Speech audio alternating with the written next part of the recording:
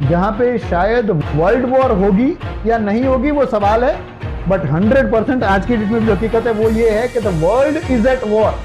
पूरी दुनिया में जंग छिड़ चुकी है, पर उनकी जान बचाई जा सकती है अगर ये हिंदी चीनी भाई भाई का गाना हमने ज्यादा नहीं गाया होता तो।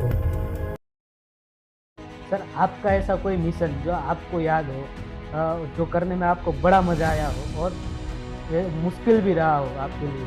हम 36 घंटे के इस ऑपरेशन में मैं मेरे सिर्फ 3 या 2 इनफैक्ट साथियों के साथ 36 घंटे करीब हम लोग पानी में रहे, लोकल रिसोर्सेज का इस्तेमाल किया, हो सके उतनी पूरी करेज, उतना फिजिकल फिटनेस उसका इस्तेमाल करते हुए इन 36 घंटों में हम 64 लोगों की जान बचा पाए थे। And thankful and grateful to the defence forces. Sir, N4B night watcher, जिसको डूम्सडे प्लेन भी कहा जाता है, कम से कम 51 ईयर के बाद दिखा है अमेरिका के एयरपोर्ट पे। सर, वो क्या है N4B night watcher doomsday plane? क्योंकि सभी को नॉलेज नहीं रहता है कि वो प्लेन एक्चुअली है क्या। डूम्सडे वाला एयरक्राफ्ट की आप बात कर रहे हो, बड़े सालों बाद उन्होंने यूज किया है। स्पेशलाइज्ड प्लेन है, दूर तक उड़ सकता है, रडार्स और उनसे बच भी सकता है, खुद अपने रडार्स भी है, उसका एक एवैक्स सिस्टम होता है जो अर्ली वार्निंग अलर्ट देता है, वो सिस्टम है। It has got a complete command and control system. US के प्रेसिडेंट को उड़ाना हो तो उड़ाया जा सकता है, मतलब to take him differently. Welcome to our podcast channel, जिसका नाम है the show must go on. आज हमारे साथ जुड़े हैं कैप्टन जयदेव जोशी सर। आज हम जानेंगे उनकी जर्नी के बारे में, तो चलिए शुरू करते हैं। जय हिंद sir, welcome to our show. Sir, आज हम जानेंगे आपकी जर्नी के बारे में। बिफोर ज्वाइनिंग इंडियन आर्मी आपने शुरुआत कहाँ से की? जय हिंद, और आपके सभी पॉडकास्ट के व्यूअर्स को मैं अपनी शुभकामनाएं देता हूं। और इस आने वाले साल में जब हम 26 जनवरी को अप्रोच कर रहे हैं, तो प्रजासत्ताक दिन में हर नागरिक ऐसे पॉडकास्ट से जुड़े और ऐसी बात करे, और आपका पॉडकास्ट वो माध्यम बने, उसकी भी आशा रखता हूं। आपने मेरी जर्नी की बात की और उसमें जो रेफरेंस पॉइंट आपने मुझे वो दिया, वो ये दिया कि फौज ज्वाइन करने से पहले, और उसको आपने आइडेंटिटी बताया। सो that is the first and the biggest point जो मैं यहां पे करना चाहूंगा कि एक बार जब आप फौज की, आर्मी, एयरफोर्स, नेवी, किसी की भी वर्दी पहन लेते हैं, तो फिर आप उसी के बन जाते हैं, और वो आपकी जीवन पर्यंत वो आपकी आइडेंटिटी बन जाता है। मान लीजिए कि जिसको हम कहेंगे अपनी भाषा में कि वो आपकी ज्ञाति, आपका गोत्र बन जाता है। दैट इज बिकॉज वहां पे ऐसी ट्रेनिंग दी जाती है कि आप जाते हैं एज सिविलियंस, बट बन के आते हैं एक complete, refined, polished, physically fit, mentally alert और मॉरली अपराइट ह्यूमन बीइंग बन के। तो अगर शुरुआत की बात करें तो शुरुआत मेरी वैसे ही हुई जैसे किसी भी नॉर्मल इंडियन स्मॉल टाउन में रहने वाले बच्चे की होगी। गलियों में खेलना, पढ़ाई करना, कभी कभी पढ़ाई से बचने के लिए एडवेंचर और एड्रेनल रश के लिए फौज या डिफेंस की बात करना, वैसे ही शुरुआत हुई। बट कहीं ना कहीं इस शुरुआत में ऐसे पॉइंट्स थे जिसकी आगे हम बात कर सकते हैं कि परिवार का कनेक्ट, देशभक्ति की बात। And on record I go on to say कि जब हम बच्चे थे तब दूरदर्शन में बार बार दिखाई जाने वाली मनोज कुमार की उपकार फिल्म और ऐसी कई चीजों का इंप्रेशन जरूर रहते हैं। गुजरात में चलती सैनिक स्कूल बालाचड़ी, जिसका बड़ा ही इतिहास है, वहां पे ज्वाइन करने की बात, तो ये सब कुछ था। But I started off as a normal kid जिसको एडवेंचर, एड्रेनल रश चाहिए, डिफेंस के तरफ रिस्पेक्ट जरूर है, बट उसको करियर अपॉर्चुनिटी बनाना ये जब शुरू हुआ, जब मैं कॉलेज का डिसीजन लेना था 12वीं के बाद, तब तो शुरुआत ऐसे ही हुई। पता लगा एनसीसी होता है, एनसीसी में गए, पता लगा फौज में जा सकते हैं, वो किया, और उसके बाद तो जैसे लाइफ जीते थे वैसा ही लार्जर देन लाइफ जीने का फौज से अच्छा कोई प्लेटफॉर्म मिल नहीं सकता। ये सोचा, ये ज्वाइन किया, एकेडमी में अच्छा किया, जहां जहां भगवान ने पोस्टिंग दिलाई वहां अच्छा काम किया, अवार्ड्स जीते, मेडल्स जीते, और आज आपके सामने यहाँ पे हूँ रिटायर्ड लाइफ जीते हुए, रिटायर्ड बट नॉट टायर्ड। एक फौजी कभी रिटायर नहीं होता, जी। उसको कहते हैं जवान, जो हमेशा जवान रहता है। सो सर, आपका एकेडमिक्स क्या था before joining the Indian army? आपने शुरुआत पढ़ाई में कहाँ से की? ये बड़ा ही अच्छा सवाल प्रियांक जी आपने करा है। फौज में हम जब जाते हैं तो ये होता है कि हिंदी और इंग्लिश ज्यादा रहेगा, गुजराती या कोई वर्नाकुलर लैंग्वेज, रीजनल लैंग्वेज होगी तो थोड़ा हैंडीकैप रहेगा, बट ऐसा बिल्कुल नहीं है। मैंने शुरुआत गुजराती मीडियम स्कूल से की, गोंडल जैसे स्मॉल टाउन में शुरुआत की। उसके बाद I switched over to an English medium school, but उस इंग्लिश मीडियम स्कूल में जाते वक्त भी कई सालों तक मेरे पेरेंट्स मेरे साथ गुजराती शब्दों की अंताक्षरी खेला करते थे ताकि गुजराती का भी कमांड रहे। एकेडमिक की बात करें तो यस, मैं अबव एवरेज स्टूडेंट था, टॉप 5 टाइप रैंक आता था, बट जैसे जैसे आगे बढ़ते गए, विषय और बढ़ते गए, तो वो एकेडमिक ब्रिलियंस क्लासरूम के बदले स्पोर्ट्स फील्ड में ज्यादा दिखने लगा। बट नेवरदलेस पढ़ाई मैंने की, कॉमर्स के साथ मैंने 11th-12th किया, उसके बाद बिजनेस एडमिनिस्ट्रेशन में बैचलर्स किया। वो जमाना था एमबीए करने का, तो एमबीए ज्वाइन किया, बट लगा प्योर बिजनेस तो नहीं करेंगे, कुछ टेक्निकल लेते हैं। तब तक मैंने सीडीएस एग्जाम दे दी थी, सीडीएस एग्जाम पास कर लिया था, मेरिट ऑल इंडिया 200 कुछ आया। उसके बाद लगा अगर ये कर सकते हैं बिना ट्रेनिंग के, बिना कोचिंग के, तो चाहे कुछ भी कर सकते हैं। वो यूपीएससी का एग्जाम होता है जो लिखना होता है। एनसीसी किया था, बट उसके ग्रेडिंग के थ्रू एंट्री नहीं लेनी थी, यूपीएससी का सीडीएस क्रैक करके लेना था, तो वो किया। फिर ये लगा कि टेक्निकली अगर अपने आप को साउंड करना है तो मैंने एमसीए किया, और जब मैंने बोला कि जब तब वो एमबीए वाला फैशन था तो वो किया था, फिर ड्रॉप करे। एमसीए जब खत्म होने को आया, लास्ट सेमेस्टर आया, तब वो ड्रॉप आउट वाला फैशन इन ट्रेंड, आज की भाषा में बोले तो हैशटैग ड्रॉप आउट चल रहा था। तो फिर एमसीए लास्ट सेमेस्टर में ड्रॉप आउट किया, तो ये एकेडमिक करियर रहा, और उसके बाद डिफेंस ज्वाइन किया। तो सर, एकेडमिक जर्नी के बाद आपकी फर्स्ट कमीशनिंग कहाँ पे थी? जब मैंने एकेडमिक्स खत्म किया, एग्जाम दिया, तब 3-4 चॉइसेस थे, बट आई थॉट के let me go for a short service commission. Short service commission वो होता है जो तब 5, अब 10 साल के बाद और +2 मतलब करके, अगर 12 या 14 साल के बाद आप वापस आ सकते हो। So that seem to be the best option. और उस समय पे कही जाने वाली सबसे डिफिकल्ट मिलिट्री एकेडमी एशिया की was officers training academy Chennai. तो मैंने वहां पे ज्वाइन किया, नौशेरा कंपनी में था। कंपनी का बाद में मैं जेईओ के तौर पे कमीशन भी हुआ, एंड मैंने रेजिमेंट ऑफ आर्टिलरी में कमीशन ली, ओटीए चेन्नई से। सर, आप जैसे कि आपने बताया कि आप ओटीए चेन्नई में फर्स्ट आपका कमीशनिंग हुआ। So sir, first week of your training आपका क्या एक्सपीरियंस था कि ट्रेनिंग के फर्स्ट वीक में? प्रियांक जी, आपके काफी सारे व्यूअर्स तो यंगस्टर्स है, डिफेंस एस्पिरेंट्स है, एनसीसी कैडेट्स है, और ऐसे भी हैं जो अभी भी कॉलेज में आने वाले हैं। तो उन सबको मैं ये कहूंगा कि अगर फौज की वर्दी आपको अट्रैक्ट करती है, बुलाती है, तो ये सारे भ्रम टूट जाते हैं ट्रेनिंग के पहले हफ्ते में। बाद में एक लाइन आती है कि first they break you, then they make you. ये सुनने में बड़ा अच्छा लगता है, उसके ऊपर मैं बाद में आऊंगा, पर पहले ये होता है, और वहां पे बोला जाता है, ये एक कैप्शन जैसा ही है कि you don't know what has hit you. मतलब पता नहीं कहां से क्या बम अपने ऊपर गिर गया, पता नहीं लगता है पहले एक हफ्ते में, कि इतनी हार्ड ट्रेनिंग होती है। 3 से 4 घंटे सोने को मिलता है, शारीरिक क्षमताओं से बियॉन्ड कितना काम किया जा सकता है वो पता लगता है। क्लाइमेट वहां का बहुत खराब होता है, आप एक मल्टी कल्चरल, मल्टी रिलीजियन और मल्टी नेशनल भी एनवायरमेंट में सीधे झोंके जाते हैं। Why multinational? क्योंकि भारत की सारी डिफेंस एकेडमियों में कहीं ना कहीं अपने मित्र देश के कैडेट्स भी आते हैं।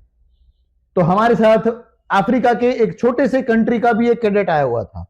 सो पहले दिन से आप उनके साथ long distance running, cross country running, sprint और उसके फिजिकल स्टैंडर्ड्स भी मैच कर रहे होते हैं। तो पहले हफ्ते में तो पता ही नहीं लगता है कि हम कहां पे आ चुके हैं and what has hit us. उसके बाद what it is called is कि first they break you, then they make you. आपको मानसिक और शारीरिक और साइकोलॉजिकली भी एकदम तोड़ दिया जाता है। यहां तक कि हमको ये सवाल हो जाता है कि क्या मैंने ये सही किया यहां ज्वाइन करके। उतनी हार्ड और स्ट्रेनियस ट्रेनिंग के बाद धीरे धीरे धीरे धीरे हमारे अंदर वो विश्वास आना शुरू हो जाता है कि अगर मैं ये कर सकता हूं तो मैं कुछ भी कर सकता हूं। So that is they break you and then they make you.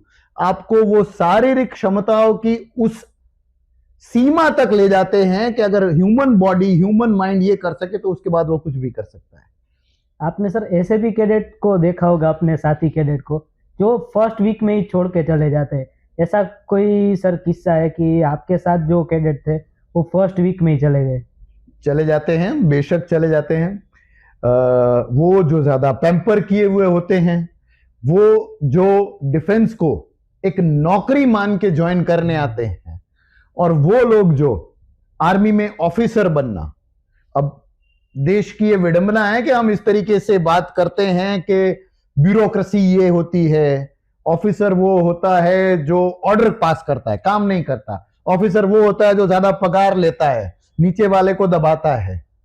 पर फौज में ऑफिसर का मतलब वो नहीं है। तो छोड़ने वालों में एक तो वो होते हैं कि जिनको ज्यादा पैम्पर किया जाता है, या फिर वो बड़े पढ़ाकू होते हैं।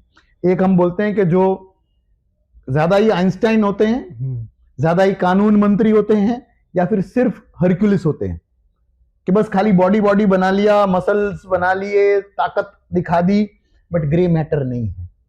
तो ऐसे लोग छोड़ने में ज्यादा होते हैं। एक मजेदार किस्सा ये है कि हमसे जूनियर बैच में एक कैडेट आता है, अपने सीनियर से मिलता है, नमस्ते करता है, गुड मॉर्निंग करता है, ग्रीटिंग करता है, और बाद में कहता है कि would you tell me where my office is, आप बताओगे कि मेरा ऑफिस कहां पे है। तो उसके बाद जो उसको आजकल के जमाने में उसको रैगिंग बोला जाएगा, फौज में हम ऐसा नहीं बोलेंगे क्योंकि वो कंस्ट्रक्टिव तरीके से होता है, कंस्ट्रक्टिव से किया जाता है। उसको जो प्रसाद मिला उसके बाद, जैसे हम डिफेंस में भी बोलते हैं, बैटलफील्ड, मैदान, मैक्सिमम कोई टेंट, या फिर कोई पेड़ के नीचे की कोई जगह, कोई पहाड़ी के नीचे की जगह, नदी के किनारे की जगह, वही हमारा ऑफिस होता है, वहीं से काम करते हैं। पर इसके लिए जो तैयार नहीं होते वो काफी लोग होते हैं जो चले जाते हैं। सर ट्रेनिंग के बाद फर्स्ट पोस्टिंग कहाँ पे था sir? Mostly it is taken that जो आपका सबसे पहला पोस्टिंग होगा वो या तो किसी इंटरनेशनल बाउंड्री के साथ होगा, एलओसी जो पाकिस्तान के साथ लगती है, या एलएसी चाइना के साथ लगती है, या फिर कोई भी फील्ड पोस्टिंग होगा। बिकॉज दे वो really want to test you. As a cadet आप टेस्ट हो चुके हैं, but as a young officer भी आपको टेस्ट करना है। इसलिए पहला पोस्टिंग अमूमन फील्ड पोस्टिंग हम जिसे बोलते हैं वो होता है। मेरा पहला पोस्टिंग था चाइना के साथ लगी हुई इंटरनेशनल बॉर्डर पे। वो ईस्टर्न मोस्ट टिप था भारत का, सबसे पूर्वोत्तर का वो सिरा, वो छोर, जहां से बस एक नदी बीच में से जाती थी, और नदी के इस तरफ हम थे, नदी के उस तरफ चाइनीज थे। अरुणाचल में तवांग और उस जनरल एरिया में, वलोंग और उस जनरल एरिया में हम लोग पोस्टेड थे। तो वो सर कभी ऐसा होता था कि आप चाइनीज जैसे बहुत ही नजदीक थे आपके, तो कभी छोटी मोटी हमारे जवान की और उनकी नोकझोंक होती रहती थी क्या सर? बहुत होता है, नोकझोंक भी होती है, फ्लैग मीटिंग्स भी होती है। चाइना के उनके फौजी ऑफिसर, उनके इंटेलिजेंस ऑफिसर्स, उनके बाकी काफी ब्यूरोक्रेसी है चाइना में। जिस तरीके से सिंगल पार्टी रूल वहां पे चलता है, तो बड़ी सारी एजेंसीज के लोग वहां पे आते हैं। इन सब के ऊपर हम नजर रखते हैं, बाइनोकुलर के साथ, रडार के साथ, विजुअल लुक के साथ हम पेट्रोलिंग करते हैं। Long route, long range patrolling के लिए हम दूर दूर तक जाते हैं, नॉर्मल पेरीमीटर पेट्रोलिंग करते हैं। तो काफी देखते थे ये सारी बातें जो हम सुनते हैं, नोकझोंक होना, ये आगे करना, पीछे करना, धकेलना, अपने एरिया में ना आने देना, उनको दूर ही रखने के लिए एक बड़े से बैनर में हिंदी, इंग्लिश, उनकी मैंडरीन जो उनकी लिपि है जो है उसमें लिखा हुआ एक बैनर, उसका एक ऑडियो रिकॉर्डिंग, ये प्ले करना, ये प्ले करके उनको दूर रखना। यहाँ ये सारी चीजें होती है। बहुत ही फेमस स्लोगन है, हिंदी चीनी भाई भाई, उसके बारे में सर आप क्या कहेंगे? आज के जमाने में और जहां पे लाइफस्टाइल जन्य रोग बढ़ रहे हैं, डायबिटीज का बढ़ता हुआ प्रभाव है, और ये चीनी वर्ड को पकड़ते हुए, चीनी अपनी चाय में हो या चीनी पड़ोसी हो, वो दुश्मनी है। तो वो मैं कहूंगा हिंदी चीनी भाई भाई जो स्लोगन था वो स्लोगन गलत स्लोगन था, हम मतांध हो चुके थे, हम एकदम किसी मोह से लिप्त हो चुके थे और हम वास्तविकता से दूर थे। हमने देखा ही नहीं कि चाइना कितना आगे बढ़ रहा है, एक गलती। हमने देखा ही नहीं कि हमारी डिफेंस प्रिपेयर्डनेस क्या थी, दूसरी गलती। हमने ये भी नहीं देखा कि हमारे उस समय के डिवीजन, कोर, कमांड के कमान अधिकारी लोग कौन थे। कुछ फेवरिटिज्म था, हम उस कंट्रोवर्सी में नहीं जाएंगे, बट हमने ये भी नहीं देखा। और ये सब होने के बाद फिर कहीं जाके जवाहरलाल नेहरू जी को अचानक से जब झटका लगा, तब कहीं जाके उन्होंने फॉरवर्ड पॉलिसी, मतलब आगे रहना है, वो किया। उससे चाइना एंटेगोनाइज हुआ और उसके कारण 62 की लड़ाई में जो हुआ वो सब हुआ। और परिणाम अपने सामने है कि हमने कितने लोग शहीद हुए, हमारी धरती को बचा के रखा, उनको सलाम है, नतमस्तक होके प्रणाम है। पर उनकी जान बचाई जा सकती थी अगर ये हिंदी चीनी भाई भाई का गाना हमने ज्यादा नहीं गाया होता तो। सर ये हो गया चाइना बॉर्डर के पास। अभी आपका posting sir JNK, Jammu and Kashmir में किस डिस्ट्रिक्ट में आपका पोस्टिंग था, और वहां पे क्या क्या आपको डिफिकल्टीज आई एज अ ऑफिसर? जब हम बात कर रहे हैं डिफेंस में होने वाली पोस्टिंग्स की, और हम भारतीय सेना की बात करें, या सेना का मतलब मैं करता हूं एयरफोर्स, नेवी, सबको मिलाते हुए, भारतीय सेना का कोई भी अधिकारी या कोई भी जवान या कोई भी व्यक्ति, परिवारजन भी, हमारे परिवार के लोग भी जितने डिफिकल्ट और जितने वेरिड अलग अलग किस्म के एक्सपीरियंस का सामना करते हैं, उतना शायद ही किसी बाहरी देश का आदमी करता होगा। रेगिस्तान हो, बर्फाच्छादित पहाड़ियां हो, रिवराइन टेरेन हो, नॉर्थ ईस्ट के जंगल हो, हम इतना कुछ देखते हैं कि उसकी आप कल्पना नहीं कर सकते। जम्मू कश्मीर की पोस्टिंग की आपने बात की, तो जम्मू कश्मीर खुद में एक जगह है जहां पे अर्बन वॉरफेयर जैसी हालत है, जम्मू और वो इलाका जो सपाट मैदान है। एक है जहां जंगल वॉरफेयर चलता है, एक है जहां पे अलग ही किस्म का इंटेलिजेंस का ऑपरेशन चलता है। और थोड़ा आप आगे बढ़ो तो इंटरनेशनल बॉर्डर या फिर LOC के साथ एकदम आपको फेंस के एक तरफ और दूसरे तरफ लोगों को रोकना है। तो काफी सारे एक्सपीरियंसेस है। बट मैं जहां था रजौरी, वहां पे हम ये सारी चीजें करते थे थोड़ी थोड़ी, क्योंकि ये काफी नजदीक है LOC से। प्लस एक और काम फौज करती है जो हम वहां पे करते थे। रजौरी में हमारा रेजिमेंट का हेडक्वार्टर था, पोस्ट हमारी काफी आगे तक थी, हम वहां के सिविलियंस के ऊपर भी पैनी नजर रखते हुए थे। कहा जाता है कि भारत 2 फ्रंट की लड़ाई लड़ रहा है, पाकिस्तान और चाइना, पर एक तीसरा फ्रंट भी है। भारत में ही रहने वाले ऐसे स्लीपर सेल्स, ऐसे सिंपैथाइजर्स जो भारत विरोधी ताकतों को शह देते हैं, मदद देते हैं, तो वो भी हम करते थे। इन एडिशन टू दैट, सिर्फ लड़ाई झगड़ा करना, सिर्फ पेट्रोलिंग करना, सिर्फ गोलियां चलाना, ये फौज का काम नहीं है। रजौरी में जहां पे हम पोस्टेड थे, हमारी रेजिमेंट पोस्टेड थी, वहां पे डिफेंस का एक ऑपरेशन जिसका नाम है ऑपरेशन सद्भावना।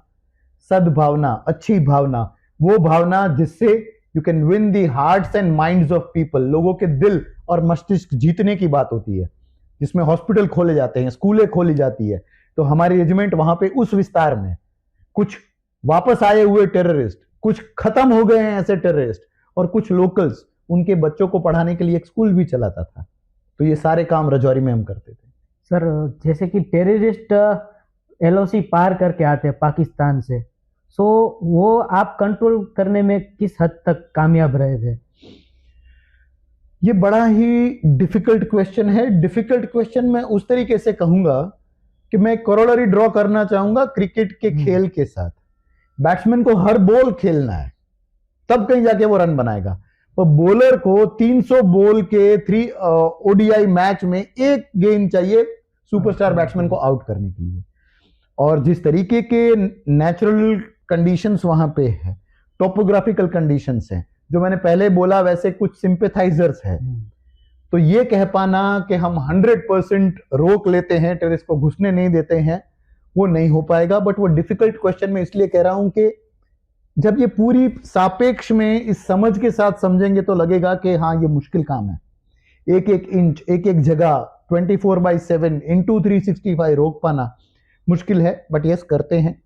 आजकल काफी डिजिटलाइजेशन हुआ है, काफी सेंसर्स लग चुके हैं बॉर्डर पे, जो कोई भी मूवमेंट होती है तो आपको अलर्ट करते हैं, बट बहुत ही चालाक होते हैं ये टेररिस्ट, और काफ़ी बड़ा फ्रंटेज है जो हम कवर कर रहे हैं। कितने डिफेंस डिप्लॉयमेंट हम कर सकते हैं उसके ऊपर भी काफ़ी लिमिटेशंस है। तो यस, होता है कई बार ऐसा कि टेररिस्ट सक्सेसफुल हो जाते हैं अंदर घुसने में। सर, आपका ऐसा कोई मिशन जो आपको याद हो, जो करने में आपको बड़ा मजा आया हो और मुश्किल भी रहा हो आपके लिए? हमने काफी बात कर ली है अभी तक बॉर्डर और बॉर्डर एरिया की, बट जैसे मैंने पहले कहा, ऑपरेशन सद्भावना जैसा भी आर्मी को चलाती है, ऐसा ना हो तब भी एड टू सिविल अथॉरिटी का काम आर्मी बहुत करती है। तो जब जमशेदपुर में मैं पोस्टेड था, 2008 की बात है, तब वहां पे खूब बारिश हुई, एक्सक्लूज गेट्स खोले गए, एक मयूरभंज डैम करके एक जगह है वहां के, उसके बाद एक डैम आता है, कुछ चेक डैम्स आते हैं, वो सारे खोले गए, खोलने पड़े, ऐसी हालत थी। तब बाढ़ आई 2008 की। उस बाढ़ में जमशेदपुर अर्बन रिहायशी इलाका, कहीं जगह पे एकदम ही लग्जूरियस रहने वाली जगह, और कुछ कुछ जगहों पे जमशेदपुर के टाटा नगर के टाटा की अलग अलग कंपनियों में काम करने वाले मजदूर के स्लम क्वार्टर्स, वहां पे बाढ़ में रिलीफ एंड रेस्क्यू ऑपरेशन जो चलाया वो बड़ा ही क्लोज टू माय हार्ट था। हम 36 घंटे के इस ऑपरेशन में मेरे सिर्फ 3 या 2 इनफैक्ट साथियों के साथ 36 घंटे करीब हम लोग पानी में रहे, लोकल रिसोर्सेज का इस्तेमाल किया, हो सके उतनी पूरी करेज, उतना फिजिकल फिटनेस उसका इस्तेमाल करते हुए इन 36 घंटों में हम 64 लोगों की जान बचा पाए थे। And thankful and grateful to the defence forces. उसके लिए मुझे उस समय के चीफ ऑफ आर्मी स्टाफ, सेनाध्यक्ष के द्वारा एक कमेंडेशन कार्ड, एक प्रशस्ति पत्र, छोटे मेडल के साथ भी सम्मानित किया गया। उस मेडल के लिए नहीं, बट उन 64 जिंदगियों को बचाने के लिए, जिसमें एक प्रेग्नेंट लेडी थी, एक बच्चा था 3 महीने का, एक बूढ़े दादा दादी थे जो अपनी ट्विंस जुड़वा पोतियों के साथ थे, और ऐसे 64 लोगों की जो जान बचाई, उसके कारण ये ऑपरेशन किसी लड़ाई वाले ऑपरेशन से ज्यादा मेरे दिल के करीब है। सर, एक रैपिड फायर राउंड रहेगा जी। 2 ऑप्शंस मैं आपको दूंगा, आपको चूज करना है आपका फेवरेट। फर्स्ट, 1 गोली 1 दुश्मन या 1 ग्रेनेड 10 दुश्मन? 1 ग्रेनेड 10 दुश्मन, क्योंकि मैं आर्टिलरी से हूं, we say we have the biggest of the cannons. Stealth operation या full scale assault? Full scale assault. Bharat को अभी जरूरत है फुल स्केल असॉल्ट की, जो कर रहा है अभी, हम घर में घुस के मार रहे हैं। क्लोज कॉम्बैट या long range engagement? Close combat. Speed attack या surprise attack? Surprise attack. Bulletproof vehicle या बेटर इंटेलिजेंस? Better intelligence. मरने के लिए जाते हैं, बुलेट प्रूफ नहीं होगा तो चलेगा, बट इंटेलिजेंस चाहिए। टेक्नोलॉजी एडवांटेज या human courage? Human courage. Strict discipline या flexible leadership? Always always always strict discipline. Experience soldier या highly motivated soldier? Highly motivated soldier. आजकल अग्निवीर है, यंग बच्चे काफी मोटिवेटेड आ रहे हैं। क्विक डिसीजन या perfect decision? Quick decision. Decision quickly ले लो, सही गलत बाद में हो जाएगा। फॉलो ऑर्डर्स या use ground judgement? Use ground judgement. Risk your life या risk the mission? Risk your life. Mission को खतरे में नहीं डाल सकते। कैप्चर एनिमी या न्यूट्रलाइज एनिमी? अलग अलग है, मुश्किल है। अगर दुश्मन ऐसा हो जिसको कैप्चर करके मजा आए तो कैप्चर एनिमी, थोड़ा इंट्रोगेशन करेंगे, अदरवाइज न्यूट्रलाइज। फिजिकल स्ट्रेंथ या मेंटल टफनेस? मेंटल टफनेस, क्योंकि फिजिकल स्ट्रेंथ तो अपने आप मेंटल टफनेस से आ जाती है। यूनिफॉर्म या रिस्पॉन्सिबिलिटी? यूनिफॉर्म, क्योंकि अपने आप वो रिस्पॉन्सिबिलिटी का एहसास करा देता है। ऑनर या विक्ट्री?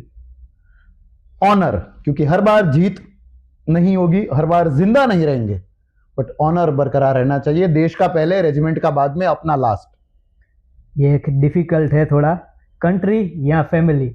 हाँ, इजी है सर, कंट्री। आर्मी लाइफ या civilian life? Army life.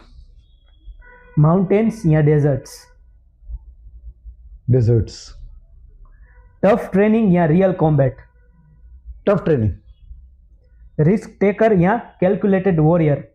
Risk taker. Thank you sir, मजा आया रैपिड फायर राउंड करके आपके साथ। तो हम आते हैं अपने अगले क्वेश्चंस पे। सर, आज के युवाओं के लिए आपका क्या संदेश रहेगा जो आर्मी में ज्वाइन होना चाहते हैं, आपकी तरह ही कैप्टन, ऑफिसर्स या कोई भी रैंक पे जाना चाहते हैं, तो उनके लिए आप क्या कहना चाहते हैं? प्रियांक जी, बड़ा ही अच्छा आपका पॉडकास्ट रहा है और जब से आपसे मिलना हुआ या फिर मैंने आपका और भी पॉडकास्ट, आपकी यूट्यूब चैनल देखी है और जो हमारा इंटरेक्शन रहा, ऐसे कई सारे यूथ है जो डिफेंस एस्पिरेंट्स है, वो जानना चाह रहे हैं, वो शायद टिप्स चाहेंगे कि एसएसबी क्लियर करने के टिप्स क्या हो सकते हैं। तो उन सब के लिए मेरा संदेश यही है कि impossible we do in no time, miracles take little longer. हम असंभव को संभव कर देंगे, ऐसी ताकत आजकल के यंगस्टर्स में है। मिरेकल्स ये नहीं है कि नहीं होंगे, चमत्कार होंगे, but miracles take little longer. अब जो ये लॉन्ग होगा, वो लॉन्ग क्या होगा? इस लॉन्ग में जो मैं हर बार कहता हूं, बार बार कहता हूं, यहां तक कि at the cost of repetition कहता हूं, फिजिकल फिटनेस, मेंटल अलर्टनेस और मॉरल अपराइटनेस, सांस्कारिक तौर पे भी उन्नत रहना आज के युवा को बहुत जरूरी है, क्योंकि इतने सारे प्रलोभन हैं। और ये सारे प्रलोभन के साथ अगर आप कुछ भी करना चाहोगे जीवन में, वर्दी जो पहनना चाहोगे तब तो बहुत ही ज्यादा जरूरी, बट अगर ये 3 चीजें आप कर सको, फिजिकली फिट रहो, पेन किलर भी मत लीजिए, मसल गेन के लिए जिम में जाते हैं वो भी मत करिए, खुद का ताकत बनाइए, mental alertness, chat GPT virgin हो पाना आज के दिन में अगर हम कर सके तो ये भी बड़ी सिद्धि होगी। अपना दिमाग हम किसी को उधार नहीं देना चाहते हैं, ऐसा अगर रखे, मेंटल अलर्टनेस रखे और मॉरल अपराइटनेस रखे, तो अपने आप हर जगह जहां भी आप जाना चाहते हैं वो सारे द्वार आपके लिए अपने आप खुलते जाएंगे। डिफेंस को ज्वाइन करना है तो खाली डिफेंस का सपना मत देखिए, ज्वाइन करने के कितने कितने तरीके हैं वो जानिए। कई लोगों को तरीके ही नहीं पता होते हैं। गुजरात जैसे स्टेट में तो ये भी नहीं पता होता है कि कोई एक डॉक्टर फौज में जा सकता है कि नहीं, इंजीनियर जा सकता है कि नहीं, एक वकील, एक जज भी जा सकता है, एक रिलीजियस सरमन्स देने वाला आदमी जिसे हम पंडित जी कहेंगे शायद, एक पंडित जी जा सकते हैं, मौलवी जी जा सकते हैं, एक फादर प्रीस्ट जा सकते हैं, और सिख अगर धर्म आप फॉलो करते हैं तो ज्ञानी जी भी जा सकते हैं। ऐसे सारे लोग डिफेंस में जा सकते हैं, टीचर्स जा सकते हैं, रसोइया जा सकता है, शेफ जा सकता है। तो इन सब चीजों के बारे में पहले नॉलेज गैदर कर लो। जिस भी फील्ड में जाना है, फिजिकली फिट रहो, मेंटली अलर्ट रहो, मॉरली अपराइट रहो, you will be a nationalist to the core and then you will be a success story in yourself. Sir, currently news में आ रहा है यूएसए और वेनेजुएला। वेनेजुएला के प्रेसिडेंट को यूएसए ने रातों रात कैप्चर किया। सो उसके रिगार्डिंग हमारे देश में क्या इफेक्ट्स हो सकते हैं उसके? जिस तरीके से आपने यूएस की बात की, वेनेजुएला का जिक्र किया, और बाकी हम देख ही रहे हैं, हम न्यूज़ फॉलो कर रहे हैं सब लोग। उस आंधी की तरफ दुनिया आगे बढ़ रही है जहां पे शायद वर्ल्ड वॉर होगी या नहीं होगी वो सवाल है, बट 100% आज की डेट में भी जो हकीकत है वो ये है कि the world is at war. पूरी दुनिया में जंग छिड़ चुकी है। अब वो वर्ल्ड वॉर का स्वरूप कब लेगी पता नहीं। और जैसे ही हम वर्ल्ड वॉर की बात करते हैं तो रेफरेंस हमारे दिमाग में आता है जो वर्ल्ड वॉर 2 में हिटलर ने किया। तो मन में ये सवाल जरूर होता है कि एक बार इराक में वेपन्स ऑफ मास डिस्ट्रक्शन के लिए, दूसरी बार सद्दाम से बचाने के लिए, अफगानिस्तान को बचाने के लिए तालिबान से, और फिर तालिबान के हाथ में ही दे देना। वियतनाम में क्या किया था अमेरिका ने, कितनी जानें गंवा के फिर वापस आए थे। उसी अतिवाद की तरफ, एक्सट्रीमिस्ट नेचर की तरफ जो एक समय पे हिटलर ने दिखाया था, उसी तरीके से ऑयल की बात करके, नार्को टेरर की बात करके, रेयर अर्थ की बात करके साम्राज्य स्थापित करना, पैसा दबोचना, विस्तारवादी बनना, यही काम आज की डेट में ट्रंप लेड अमेरिका कर रहा है। वो वेनेजुएला हो, ग्रीनलैंड हो, एक समय तो वो कनाडा की भी बात कर देते हैं। सो हम उस अंधेरी गली की तरफ आगे बढ़ रहे हैं जहां से वर्ल्ड वॉर 2 की शुरुआत हुई थी। यूनाइटेड नेशंस को जागने की जरूरत है, अपना रेलेवेंस दिखाने की जरूरत है। बाकी सभी डेमोक्रेसीज ने उठ के खड़े होके बोलने की जरूरत है कि सबसे बड़ी डेमोक्रेसी या सबसे विकसित डेमोक्रेसी आप अपने आप को भले ही कहो, but America you are going wrong. Sir, N4B night watcher, जिसको डूम्सडे प्लेन भी कहा जाता है, वो कम से कम 51 ईयर के बाद दिखा है अमेरिका के एयरपोर्ट पे। सर, वो क्या है N4B night watcher doomsday plane? क्योंकि सभी को नॉलेज नहीं रहता कि वो प्लेन एक्चुअली है क्या। अमेरिका के पास इस तरीके के कई सारे इक्विपमेंट है, कई सारे एयरक्राफ्ट्स है, कई सारी ऐसी जगह भी है। हम सब लोग एरिया 51 के बारे में जानते हैं कि पता नहीं वहां पे क्या हो रहा है एरिया 51 में। थियरीज काफी चलती हैं कि एलियंस से अटैक अगर होगा, या पे कुछ एलियंस के बॉडीज भी वहां पे रखे हैं, कई सारी चीजें हैं। बट जो एयरक्राफ्ट, डूम्सडे वाला एयरक्राफ्ट की आप बात कर रहे हो, वो बड़े सालों बाद उन्होंने यूज किया है। स्पेशलाइज्ड प्लेन है, दूर तक उड़ सकता है, रडार्स और उनसे बच भी सकता है, खुद अपने रडार्स भी है, उसका एक एवैक्स सिस्टम होता है जो अर्ली वार्निंग अलर्ट देता है, वो सिस्टम है। It has got a complete command and control system. US के प्रेसिडेंट को उड़ाना हो तो उड़ाया जा सकता है, मतलब to take him differently. And उसको कई सारे ग्राउंड स्टेशंस और एयर स्टेशंस और बाकी सब एयरफोर्स के फॉर्मेशंस का सिक्योरिटी, उनका सपोर्ट, उनका कवर प्राप्त होता है। तो इसका चलाया जाना मतलब क्या अमेरिका भी अपने आप को उस लड़ाई या उस जंग जो खुद छेड़ने की ट्राई कर रहा है और जिसमें एक्सट्रीमिस्ट हालातों का सामना करना पड़े, उसकी तैयारी कर रहा है क्या? उसकी तरफ इशारा कर रहा है ये। सर, जैसे कि डूम्सडे प्लेन के सिमिलर हमारे पास, इंडिया के पास ऐसी कोई टेक्नोलॉजी है? उतनी सिमिलर मैं नहीं कहूंगा, बट जितनी भारत की सामरिक रिक्वायरमेंट्स है, हमारा जो थ्रेट परसेप्शन है, उस थ्रेट परसेप्शन से बचने के लिए और हमारे लीडर्स को सेफली एक जगह से दूसरी जगह मूवमेंट कराने के लिए या फिर सेफ रखने के लिए भी अभी के लिए हमको जितना चाहिए जो थ्रेट परसेप्शन है उसके हिसाब से काफी है। बट यस, काफी रास्ता है जो हमें क्रॉस करना है, काफी टेक्नोलॉजिकली अपने आप को एडवांस करना भारत को अभी बाकी है। सर, उस टाइम की डिफेंस फोर्स में और आज की डिफेंस फोर्स में टेक्नोलॉजी वाइज क्या क्या डिफरेंस थे? क्योंकि उस टाइम पे इतना रडार, सैटेलाइट्स वगैरह थे नहीं, और इस टाइम पे बहुत ही ज्यादा एडवांस हो चुके हैं हम।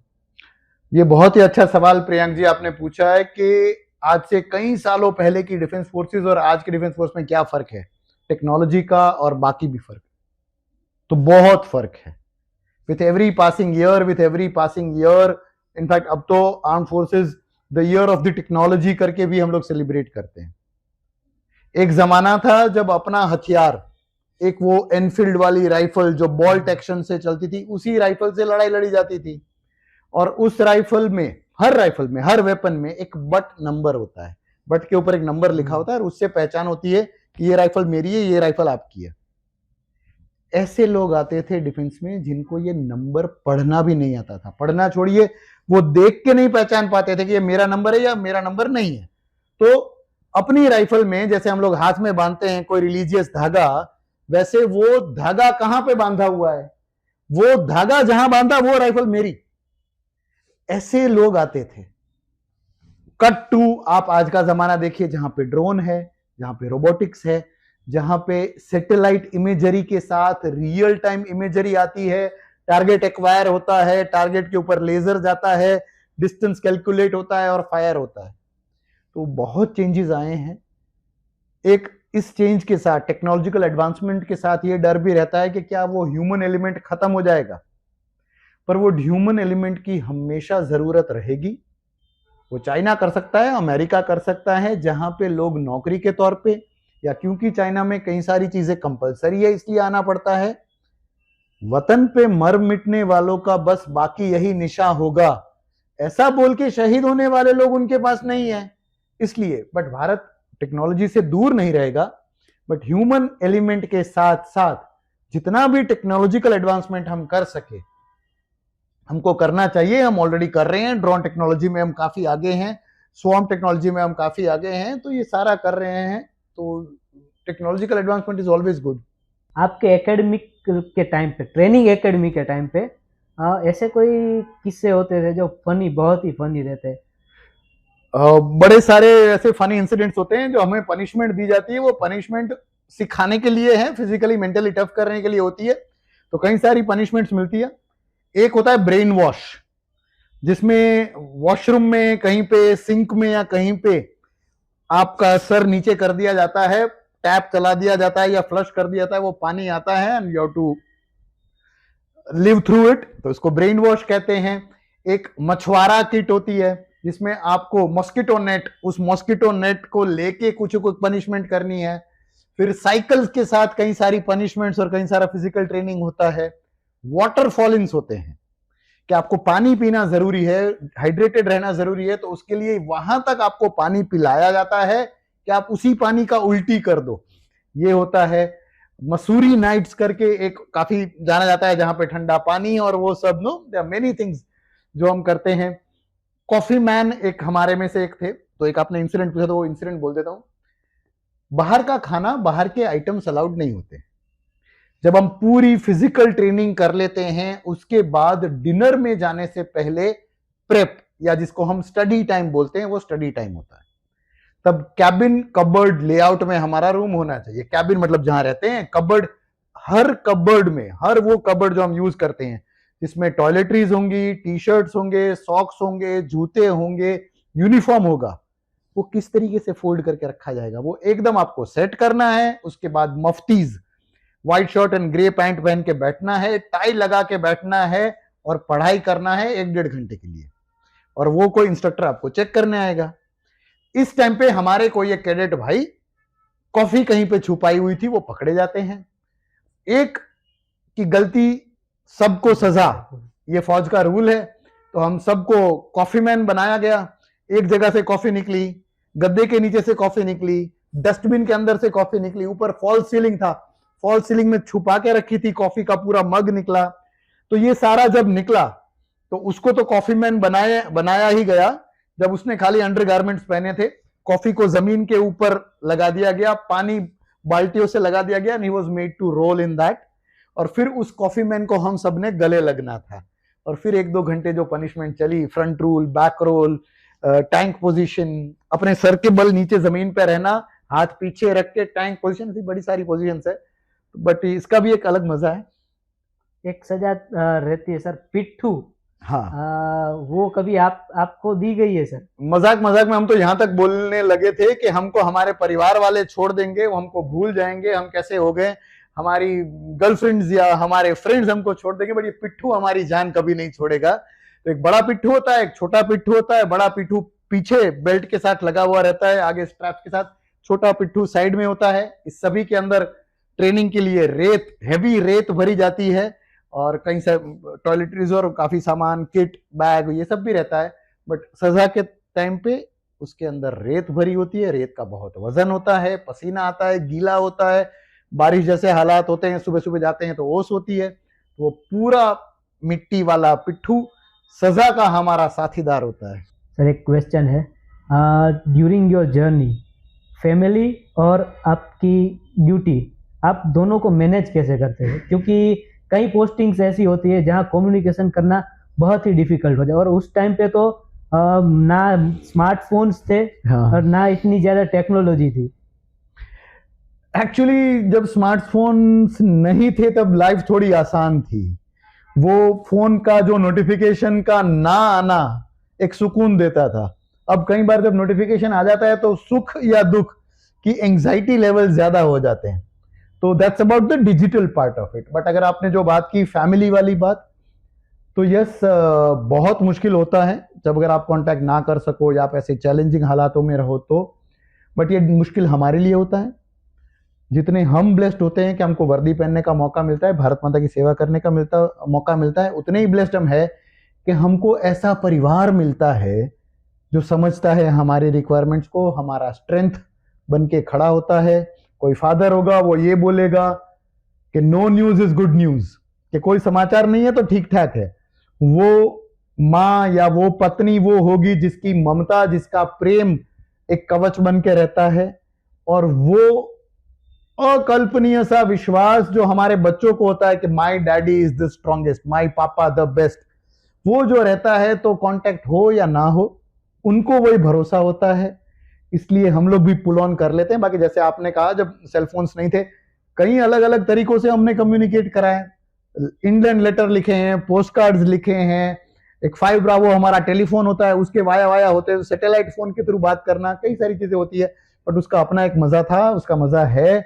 अगर हम वापस भी जा सके तो आई वुड इवन रिकमेंड कि हम लोग थोड़ा लेस डिजिटल होके उन दूर संचार के माध्यमों पर जा पाए, तो एंग्जाइटी लेवल कम रहेंगे, दिल थोड़ा प्यार से धड़केगा, टेंशन बिना धड़केगा। सर, ऐसे कोई लेटर्स है जो आपने आज तक संभाल के रखे? हाँ, काफी सारे लेटर्स है, और मैंने तो संभाल के रखे हैं, मेरे पेरेंट्स ने संभाल के रखे हैं, मेरे वाइफ ने संभाल के रखे हैं। मेरे वाइफ ने मेरी रेजिमेंट नौशेरा, इसमें शेर की बात होती है, तो एक तरफ उन्होंने उस शेर का हैंड खुद ड्रॉ करके उसमें पेंट करके T shirt, and on the front side, क्योंकि मेरी बड़ी बेटी, I got 2 daughters, Agrima and Agrata, जो बड़ी बेटी है वो तब 6 या 7 महीने की थी, तो उसके पांव लाल कलर में पहले कंकु से लगा के, फिर उसके ऊपर ड्रॉ करके उसका नाम लिख के ऐसा एक round neck white T shirt gift किया था, और वो भी पार्सल में आया था।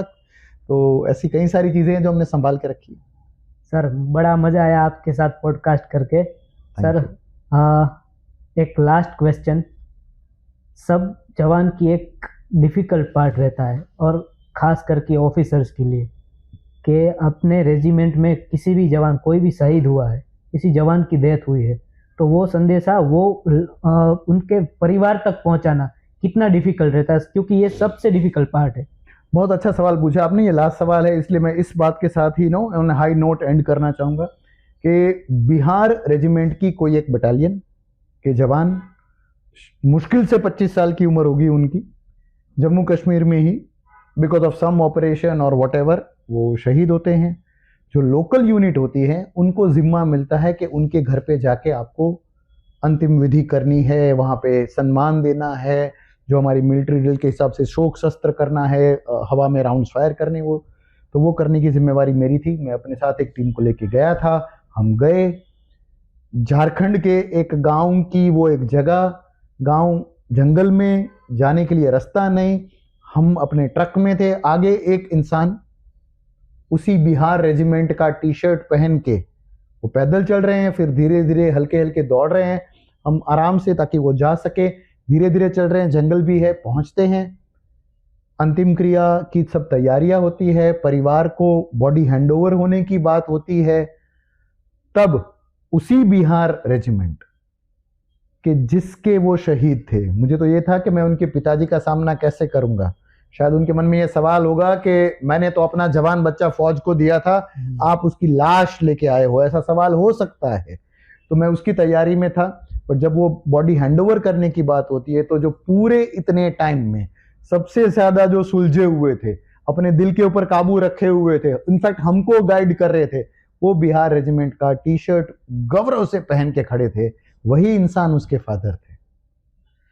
तो ऐसा भी देखा है कि सबसे चैलेंजिंग कंडीशन में सबसे करीबी रिश्तेदारों को, क्योंकि वो इज्जत कर रहे हैं, उसकी जो गया है वो पसंद नहीं करता कि आंसू बहे। तो ये सब भी देखा है, बट ये बहुत मुश्किल होता है, दिल पे पत्थर रख के इन हालातों का सामना करना पड़ता है।